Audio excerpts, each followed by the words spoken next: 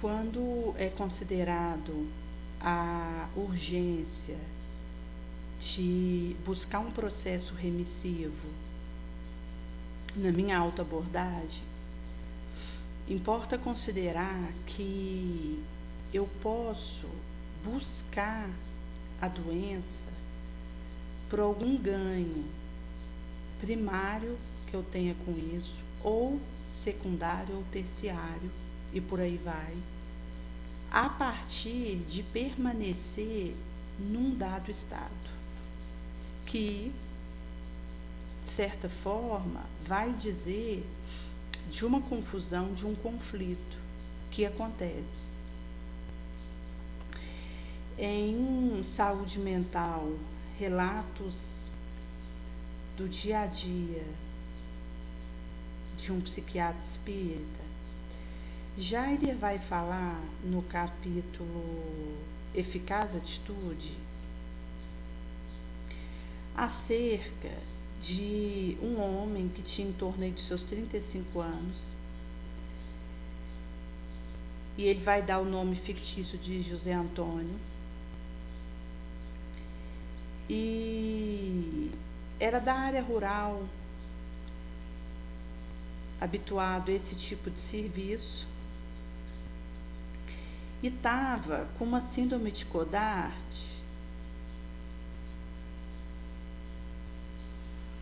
que envolve aí sessão de eletroconvulsoterapia, antidepressivo, nessa abordagem do Codart,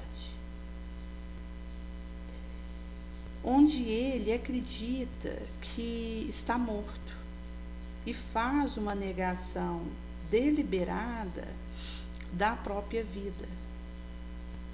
Alega que pode ser enterrado porque o seu movimento de vida não acontece mais. E esse senhor, ele, mesmo se ainda jovem, mas até pela rudeza do trabalho em que ele se envolveu ali na enxada, ele havia recebido o cognome de cadáver ambulante e, inclusive, alegava que estava apodrecendo, decompondo. Negava uma alimentação regular, foi emagrecendo e foi, inclusive, usada uma sonda nasogástrica para o auxiliar, visto a iminência de falecer por inanição, pela negação empedernida em colocar alimento na boca. Com o tratamento que ele passou a receber ali no Hospital Espírita André Luiz,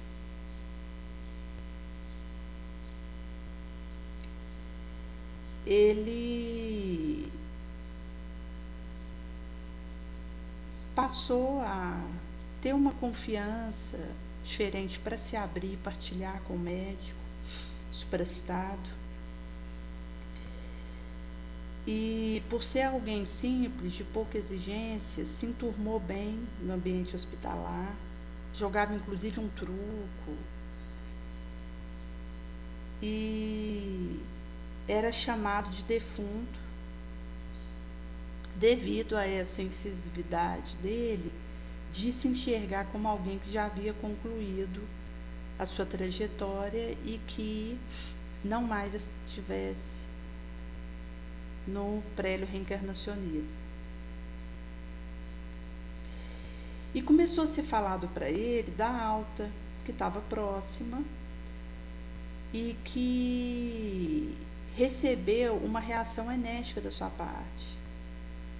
Daí ele entrou numa postura de autopiedade e que precisaria providenciar o seu enterro, mesmo com aquilo que era falado para ele do movimento que ele fazia, do bate-papo, da troca de figurinha que ele empreendia, e perceber que ele permanecia naquela monoideia de estar em decomposição. E veja, quando foi colocado a possibilidade dele ser remanejado para o seu lar, ele intensificou a postura de autovítima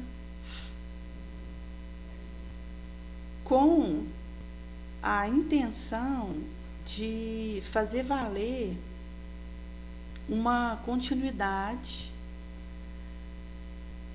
um prolongamento,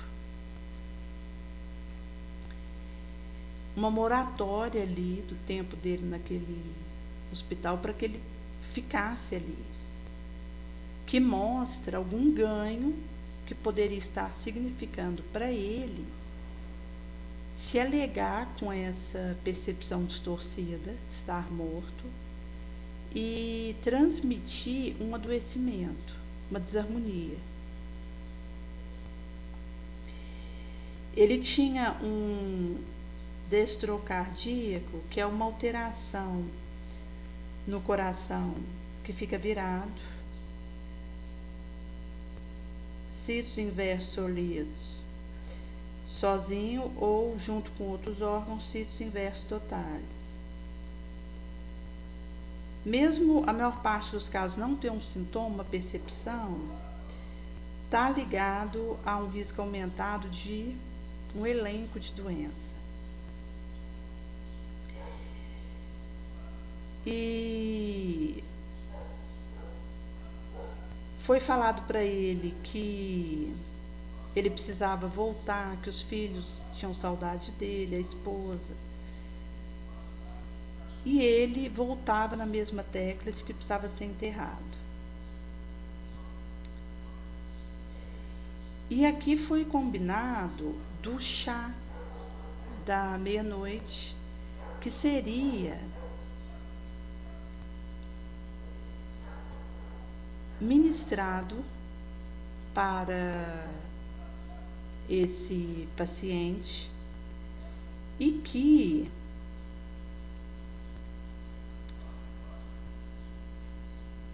tinha uma lenda de ter uma formulação que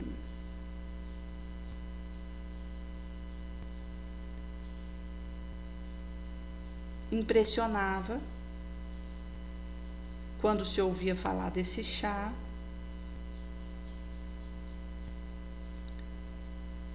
E está ligado a um atendimento precário em postinhos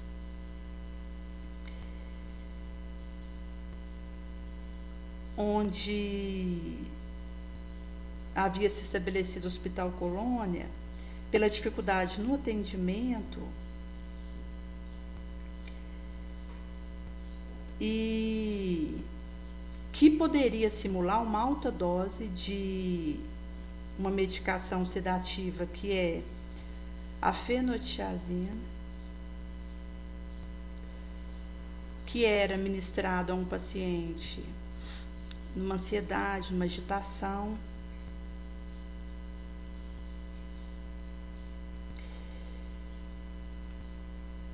para evitar incomodar o sono do outro. Mas são elucubrações acerca desse chá da meia-noite rezado nessa lenda. E aclarou para esse paciente que ministraria esse chá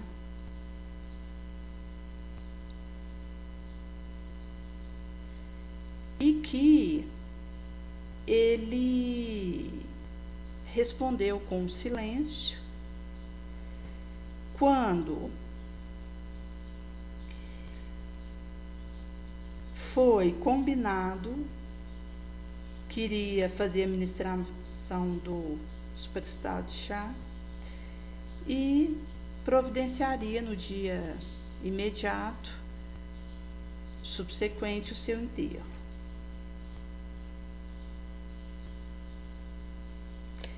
Daí, como ele já estava morto, não teria problema ele tomar aquele chá. Quando reagiu excitado, que não iria tomar e que ia para casa.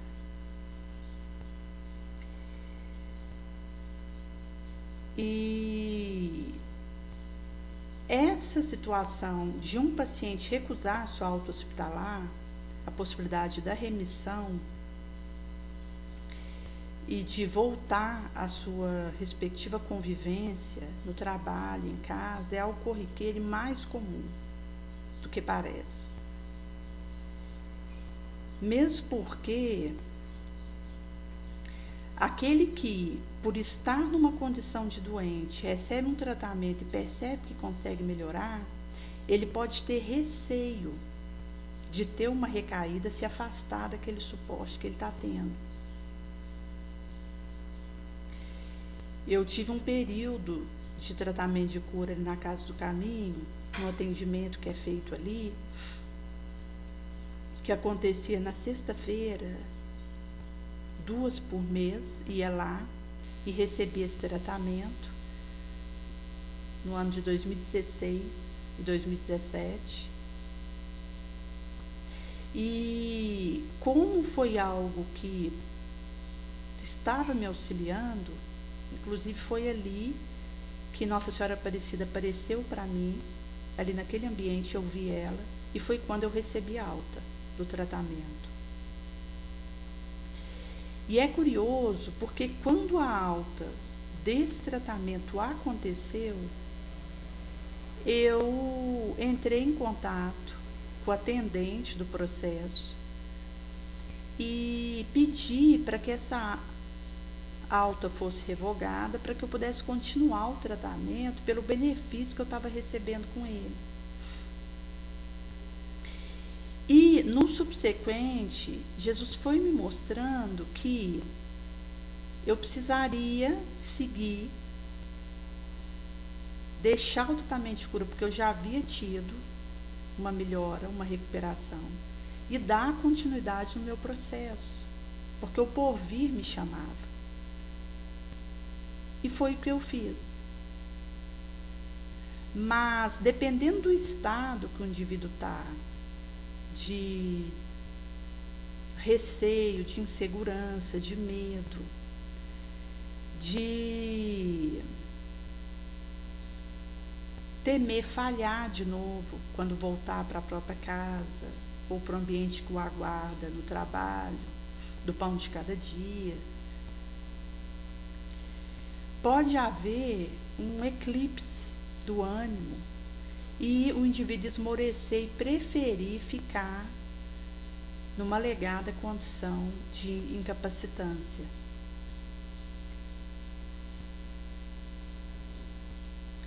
E quando é considerado que num hospital você tem um alimento, às vezes em condição até mais adequada do que ele receberia ou faria na sua subsequente casa,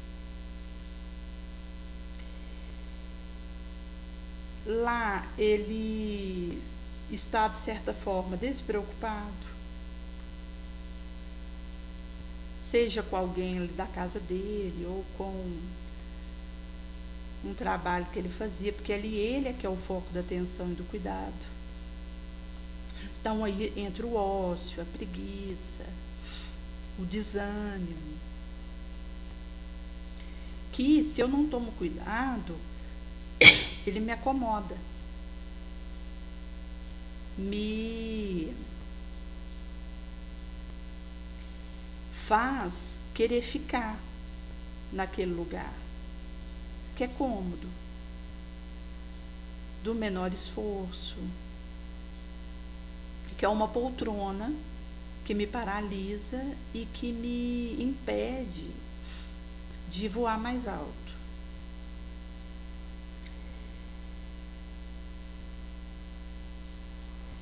E com isso ia postergando, deixando ficar a sua volta ali, ao enfrentamento diário. E pode acontecer de desenvolver o hospitalismo. essa necessidade de voltar para o ambiente do hospital, de ser internado, às vezes de forma retardatária, desnecessária. Vez que aprende a cartilha do forjamento de um sintoma, de uma alteração grave, e confunde o profissional que o inquere sobre o que de fato ocorre, com o seu psíquico, com o seu orgânico. E acontece de negar melhorar para ficar naquele ambiente, isso pode ser um movimento inconsciente, e se for falado em alta, o indivíduo retrocede, piora o seu quadro, em resposta a isso. E esse ganho secundário da doença é uma dificuldade, um transtorno, visto que o paciente usa desse transtorno mesmo para justificar o seu desejo, a sua vontade de permanecer nesse estado.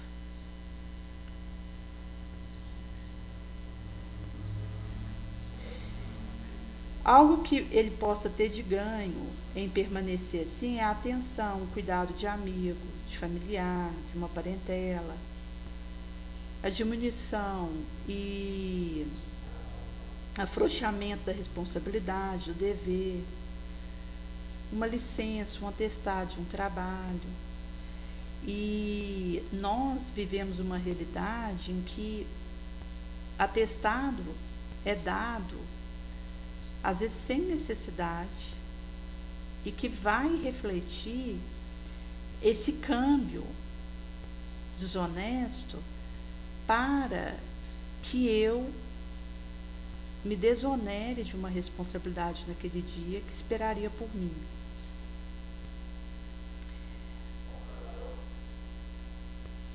Até mesmo a medicação que pode ser usada no meu caso facilite para mim alegar uma alteração, uma doença.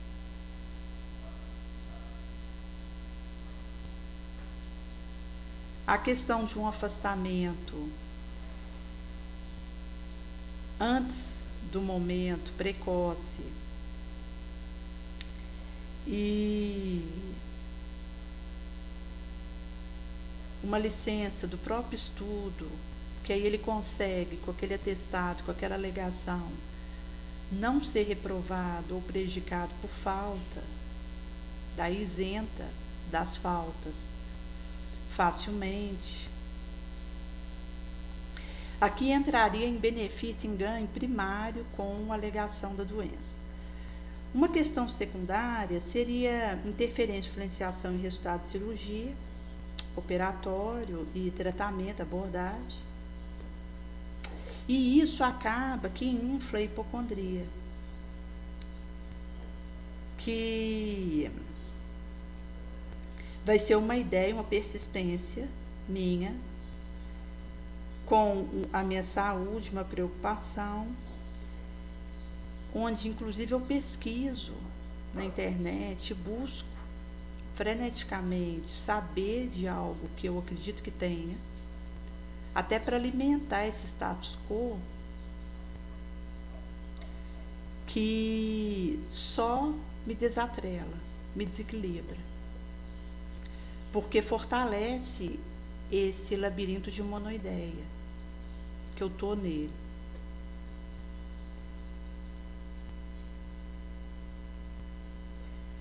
E aí entra a questão da subconsciência, porque pode ser que isso não passe, raie na apelação da minha consciência, do meu imediato de percepção. E quando se fala em ganho, em um feedback primário, entra aí poder ficar em casa ao léu, descansando ao longo do dia,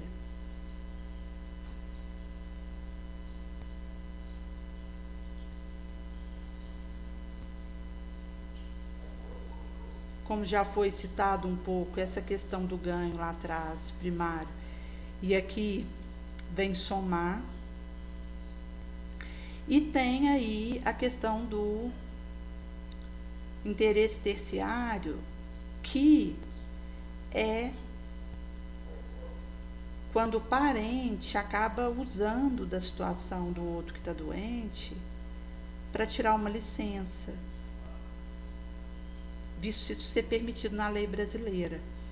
Alguém de casa tirar uma licença para cuidar de outro que está doente. E mostra que isso é complexo e perigoso. Que quando envolve interesse subalterno, acaba que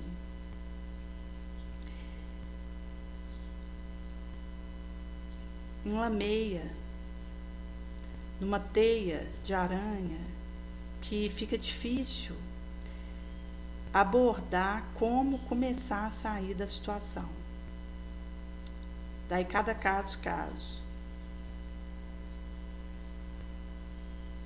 E pode acontecer de realmente esse paciente estar vivendo luta acerba, onde ele vai ter uma tensão psíquica ao imaginar a volta ao cenário de onde ele provém, de humana, e isso o levar a uma recaída, a um enfraquecimento, onde fica sem força mesmo para ter aquela resolução de prosseguir.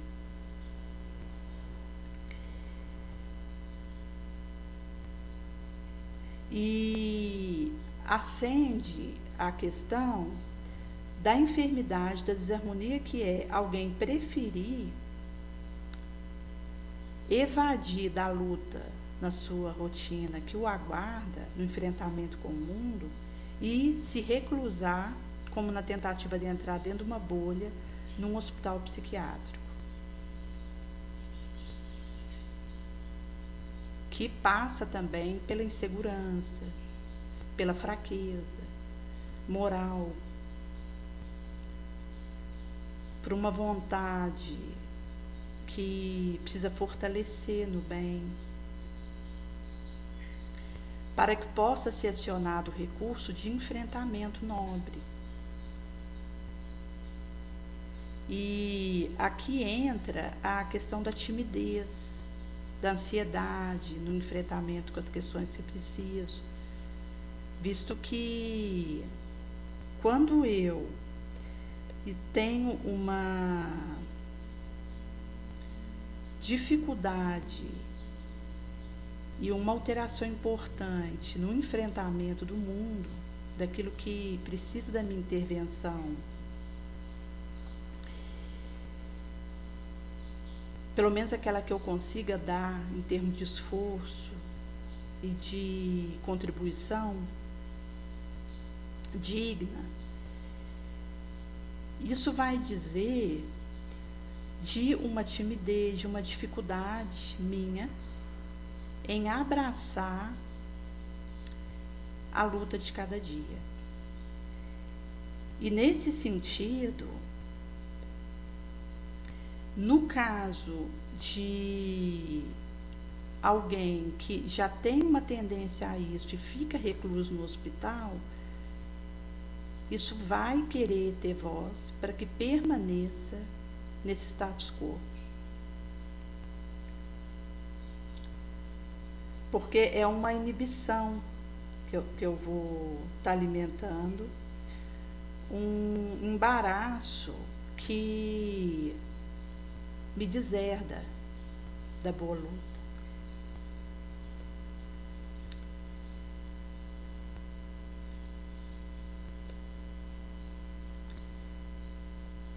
E com isso acaba que eu vou criando essa muralha que só vai tornando dificultoso.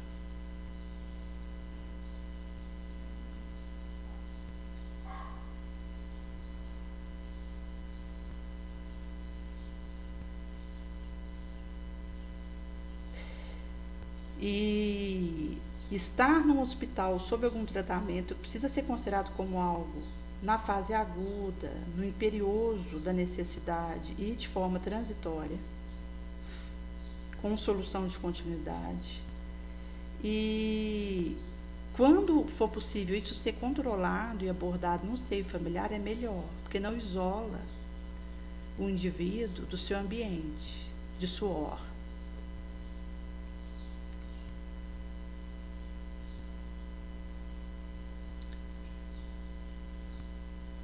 Visto que alguém que tem condição de estar na sua atividade rotineira do dia a dia, ela precisa ser estimulada a isso. Em Ação e Reação, André Luiz vai dizer que isso acaba sendo uma engravação numa teimosia sistemática, que é o positivo, e que está a esperar de mim um despertamento e uma busca de enfrentar.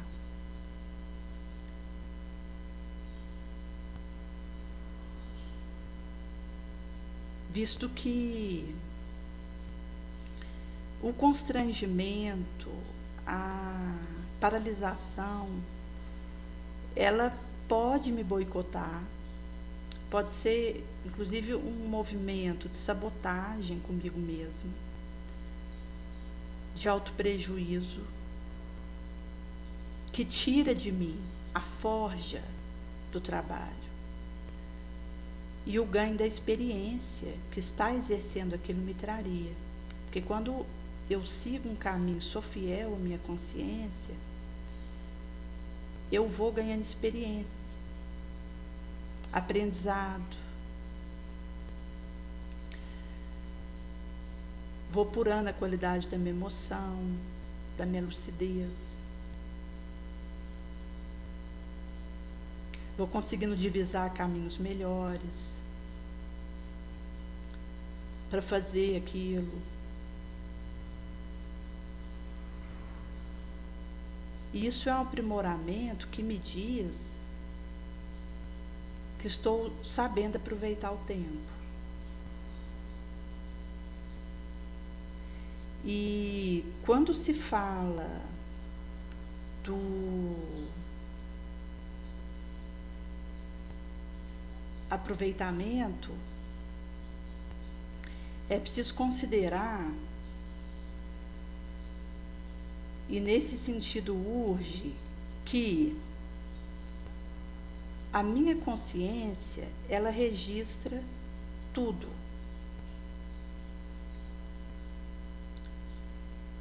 E,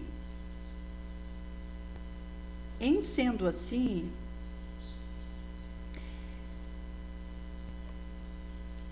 como ela não deixa passar o que ocorre e o que dimana de mim, vai acontecer de eu precisar vigiar e orar para que a minha intenção inicial, positivamente boa, ser caridosa, de auxiliar, não desatrele.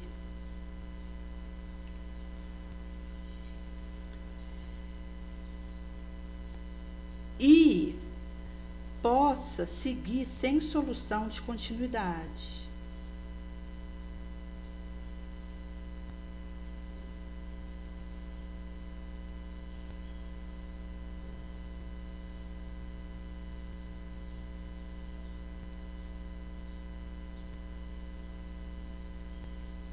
Visto que pode acontecer essa desvirtuação do meu psíquico. E quando eu resvalo nessa revolta sistemática e nessa negação encravada, isso só vai contribuir para que retorne para mim esse caminho de novo, sob uma conjuntura mais difícil de expiação e prova.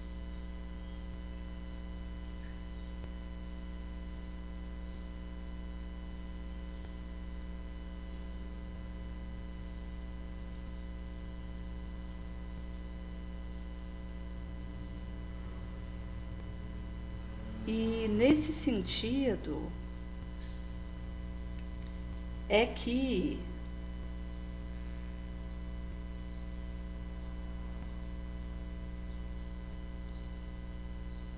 é preciso acontecer essa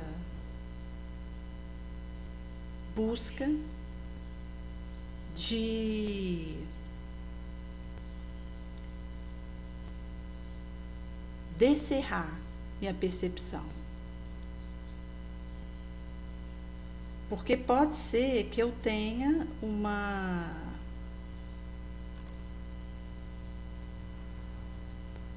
boa intenção, um bom propósito com aquilo que iniciei, mas enquanto eu estiver atenta para aquilo que me propus, aquele pode ser um caminho de aproveitamento real.